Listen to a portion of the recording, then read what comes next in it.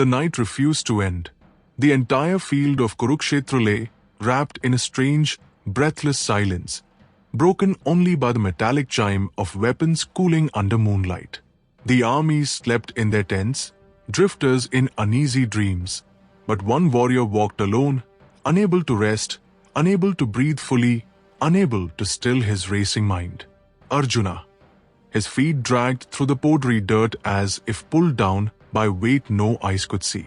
Every time he blinked, he saw the faces of those he loved lined up against him. The eyes of teachers, cousins, friends, all waiting for tomorrow's sunrise, when brother would raise arms against brother. The wind sharpened as it crossed the battlefield, playing with banners torn by the day's practice drills.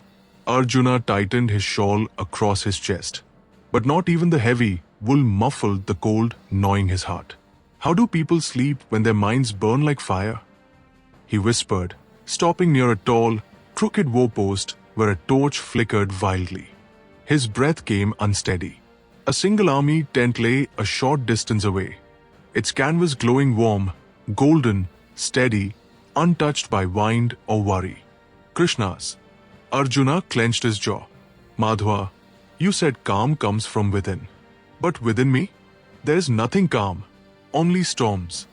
His restless steps carried him to the tent entrance. A low light glowed inside, and a faint melody drifted out, soft, unhurried, like a river that knew its path even in darkness. Arjuna hesitated. Would Krishna scold him for his weakness? Would he laugh? Would he say something impossibly simple again, something impossibly true? Before fear could hold him back, Arjuna pushed the flap aside. Inside, Krishna sat cross-legged, tuning his flute, face serene like moonlit water. His eyes lifted instantly, as if he had been waiting. You roam like a lion chased by its own shadow. Krishna smiled gently. Come, sit. The night is generous. It gives us time to untangle knots. Arjuna collapsed onto a cushion opposite him, shoulders sinking heavily. Krishna, my mind refuses to obey me. I try to control it, but it runs wild. I try to focus, but it scatters. I try to rest, but thoughts strike like arrows. He lowered his voice, broken, ashamed. What kind of warrior cannot command even his own thoughts? Krishna set aside the flute. Ah, he said softly. So tonight, we speak of the mind. Outside, the wind paused, as if listening. Inside, the lamp's flame rose tall. A journey was beginning, not of battlefield strategies or weapon mastery, but of mastering the self. Krishna drew a circle on the floor with a stick of charcoal, deliberate, graceful. Arjuna, he began, tell me, how many foes do you believe stand against you tomorrow? Arjuna sighed deeply. 11 divisions on the Kaurva side. An ocean of warriors. Drona, Bhishma, Karna. Men carved from stone. Krishna's eyes twinkled. Is that all? What else could there be? Krishna tapped his own chest lightly. This one. The mind. Arjuna swallowed. The mind is worse than Karna? Krishna laughed softly. Karna at least stands outside you. The mind. Lives with you, breathes with you, shadows you. It is friend and enemy, creator and destroyer. He leaned closer. Sit straight, Arjuna. Tonight, you will see a different battlefield. Arjuna straightened reluctantly. Krishna continued, voice turning deep, echoing. The one who sees all beings with equal vision sees himself in others and others in himself. Such a person is the highest yogi. Arjuna frowned. Equal vision? Krishna, how can I see myself in those who want to kill me? How can I see friendship where there is enmity? Love where there is hatred? Krishna's smile didn't break. Walk with me. They stepped out into the moonlit field. Their shadows stretched long and strange across the soil. Krishna pointed first at a weathered shield half buried in dust. Pick it up. Arjuna obeyed. Now look, Krishna said, at your reflection. Arjuna caught his own face, eyes tired, hair undone, cheeks bruised from the day's training. This is you, Krishna said gently. And now, he picked up a dented helmet from the ground, a Kaurva soldier's, and held it next to the shield. Look again. In both metal surfaces, distorted versions of Arjuna looked back. One thin and long, one wide and squashed, but both unmistakably him. Different shapes, different conditions, Krishna said. Yet the reflection is you.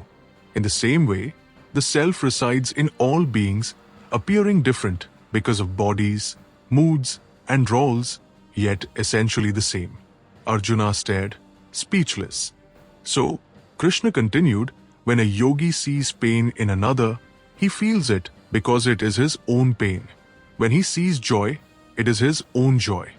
He does not divide the world into us and them, mine and not mine, friend and enemy. Impossible, Arjuna burst out. I can barely see myself clearly. How can I see myself in everyone, even in those who fight against righteousness? Krishna shrugged. It is difficult, even terrifying, but it is the path to true mastery. Arjuna pressed a hand to his forehead. Krishna, if equal vision is the highest, I am unfit. My heart still trembles. My mind still rebels. I still love some, despise some, fear some. Krishna's voice warmed. Then good. You know your starting point. The one who thinks he is already perfect gains nothing. You are ready to learn. Arjuna felt something shift inside him. Not peace yet, but a spark, a small flame. Teach me, he whispered. And Krishna nodded. Then let us go deeper. They walked toward a lonely fig tree whose branches swung like giant arms swatting at the wind. Krishna sat beneath it, motioning Arjuna to join him. Let me tell you what you face, Krishna said. Not outside, inside. Arjuna leaned in, cautious. The mind, Krishna continued, moves swiftly and wildly, like a restless horse.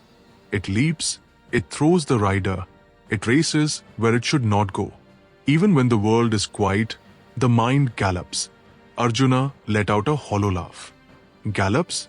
Mind flies like a thunderbolt. Krishna grinned. Exactly. And so did the minds of sages, kings, warriors, and ascetics. No one begins with a tamed mind. Everyone begins with a battlefield inside. Arjuna whispered. Then why does mind feel impossible to manage? Because, Krishna said, picking up a handful of sand, you try to control it by force. Watch. He squeezed the sand tightly. Grains spilled through every gap, slipping away faster the stronger he pressed. The mind, he continued, cannot be mastered by suppression. Pressure makes it rebel. Neglect makes it wander further. Arjuna stared at the falling sand. Then what controls it? Two things, Krishna replied. Practice and detachment. The words hung in the air with the weight of mountains. Arjuna repeated slowly. Practice and detachment. Yes, practice to steady the mind, like training a wild stallion. Detachment to prevent the mind from running after every desire, fear, memory. Arjuna shook his head. But the mind is so strong. Even when I try to meditate, it jumps. Even when I try to think noble thoughts, old wounds rise. Even when I want peace, chaos takes over. Krishna looked at him with compassion. Arjuna, the mind is powerful. But tell me, what is stronger? The mind, or the one who sees the mind? Arjuna blinked. The one who sees? Krishna tapped Arjuna's chest again. You are not the mind. You witness it. You observe its movements. You watch it wander. You know when it trembles. You know when it hurts. The observer is always greater than the observed. The realization pierced Arjuna like an arrow of light. But Krishna, if I am greater than the mind, why does it control me? Krishna's smile deepened. Because you have forgotten your throne. You let the mind sit where you should sit. Tonight, reclaim it. Arjuna felt a pulse of courage rising. How? Krishna stood. Let me show you. The battlefield wind thickened as midnight approached. Clouds drifted like enormous shadows sailing across the sky. Krishna guided Arjuna to a quiet patch of grass near the chariot. Sit, He said. Arjuna obeyed. Close your eyes. He did. Now, Krishna whispered, enter your mind. At first, Arjuna felt only darkness behind his closed lids. But slowly, like ink swirling into water, shapes began to emerge. Memories, fears, voices. He saw Draupadi's humiliation. He saw Abhimanyu smile. He saw Bhishman's raised bow. He saw Karna's burning eyes. He saw Yudhishthir's wounds. He saw his mother's trembling hands. He saw blood. He saw war. He saw loss. The images spun, twisted, collided. Do not run from them, Krishna said softly from afar. Let them rise. Arjuna's breath quickened. The memories grew louder, larger. He felt heat on his skin, anger. He felt tremors in his fingers, fear. He felt tightness in his throat, grief. Krishna, Arjuna gasped, trembling. My mind, it is like a hurricane. Yes, Krishna said. Now watch it. Arjuna tried. Barely. The inner storm roared, carrying him inside it, threatening to swallow him whole. Krishna's voice cut through the chaos like a beam of fire. Do not fight the storm. Observe it. Arjuna forced his awareness to shift, not to the memories themselves, but to the space behind them, the witness watching. Suddenly, something changed. The storm slowed. The memories dimmed. The noise softened. Not gone, only less tyrannical.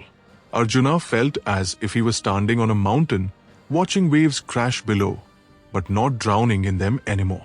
Krishna said, this is practice. To sit each day and watch the mind without becoming the mind. Arjuna whispered, awe-stricken, is this control? Krishna chuckled. Not control. Understanding. True control comes later. Arjuna opened his eyes, sweat wet on his brow, breath heavy. Krishna, if I can watch the storm, maybe I can tame it. Exactly. Krishna said brightly. The wild horse becomes calm when the rider stops panicking. Arjuna looked up at the sky, which was clearing suddenly, moon brighter than before. My mind is still troubled, he admitted. Krishna nodded. Yes, but now you have taken the first step. A soft silence replaced the wind. The moon sat high like a silver guardian above them. Arjuna exhaled slowly. Krishna, you speak of practice and detachment. But what if I fail? What if I cannot control this mind no matter how much I try? Krishna's face grew serious. Arjuna, listen carefully.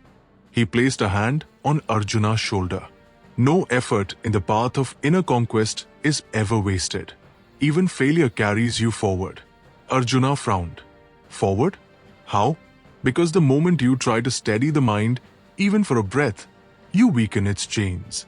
You may stumble, you may fall, you may forget. But each return strengthens you. Arjuna lowered his gaze. Yet the mind is so strong, so forceful. Krishna's voice rose with power. Yes, the mind is strong. It is like the wind, mighty, unstable, wild. Even great sages struggled with it. Arjuna looked up sharply. So even sages felt what I feel? Krishna laughed warmly. Of course. Do not imagine you alone face turmoil. Every seeker across time has battled the same storms inside. Arjuna swallowed, relief and humility mixing in his chest. So, is it possible, Krishna? Truly possible to conquer the mind? Krishna stepped back, eyes glowing like burning coals. Yes, possible. Completely possible. But only for one who tries again and again with unshakable perseverance. The mind bows to the one who refuses to give up. Arjuna felt something ignite inside, an ember of determination. What must I do? He asked. Krishna replied softly, every day, return to stillness. Every day, witness your mind. Every day, choose balance. Slowly, steadily, the impossible becomes natural. Arjuna closed his eyes again, not in sorrow, but in contemplation. The battlefield no longer felt like a prison. It felt like a teacher. Dawn inched toward the horizon, painting faint strokes of gold across the sky. The stars dimmed reluctantly. Campfires fizzled out one by one. Warriors stirred in their tents. Arjuna stood tall beside Krishna, the early breeze brushing his hair back. He felt different. Not fully stable yet, but grounded. Not fearless, but braver. Not enlightened, but awake. Krishna, he said, voice steady, my mind is still restless, still scattered. But now I see a path. A long one, yes, but real. Krishna nodded proudly. That is enough. More than enough. When a warrior sees the path, victory has already begun. Arjuna breathed in deeply, the scent of morning grass filling his lungs. So I must practice, he murmured. Every day. I must detach from desires and fears. I must see all beings with equal vision. And even when my mind revolts, I must not despair. Krishna's eyes softened. Yes, and remember, the mind becomes a friend when you train it, but an enemy when you let it rule you. Arjuna smiled slightly, a rare, genuine smile. Then I will make it my friend. The sky brightened further, the first rays of sunlight slipping over the distant hills. The conches would soon blow. The war would begin. But something profound had already shifted. Arjuna's bone no longer felt heavy. His heart no longer felt fractured. His mind, though still wild, no longer felt invincible. He turned toward Krishna. You taught me to fight my outer enemies. Tonight, you taught me to face my inner one. Krishna placed a hand on his back. And the inner battle, Arjuna, is the battle that defines all others. Arjuna gazed across the vast battlefield. Once a landscape of terror, now a mirror of his own inner terrain. He whispered, I will fight, and I will master myself. Krishna smiled, radiant as the rising sun. Then victory, in every sense, will be yours. As the first Vakanch finally shattered the morning silence, Arjuna stepped forward, not just as a warrior of Kurukshetra, but as a warrior of the mind. A conqueror not of kingdoms, but of himself. If you like our work, then do like, subscribe and share the channel.